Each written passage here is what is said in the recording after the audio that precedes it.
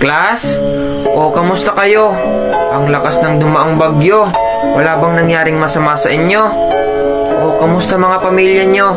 Okay lang po ako, sir, kasi yung bahay namin, bakal po lahat, so hindi siya matutumba ng hangin agad. O, mabuti. Ako din po, sir, kasi yung bahay namin lumulutang, so hindi siya maaabot ng baha, sir. O, ikaw, Mr. Lilang.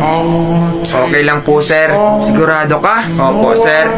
O, mabuti naman at walang napahamak sa inyong lahat. O, Mr. Lilang, anong sadya mo? Isasabihin lang po sana ako, sir. O, ano yun?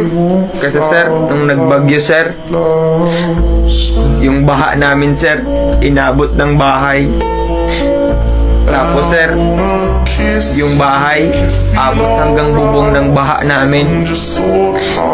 Tapos, sir, wala na pong natira, sir. Kasi ang lakas po ng bahay, hindi po kinaya ng hangin namin. Wala, seryoso? Opo, sir.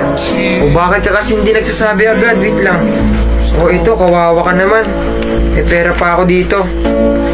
20, 30, 40, 60, 65,000 yan, ha? Ano, sir? Thank you, sir, ha? Ayan, ibili mo ng mansion yan. Sige, sir. Wow, daming pera, wow. Siyempre. O maglalaro ka ba? Pwesto ka na. Hindi.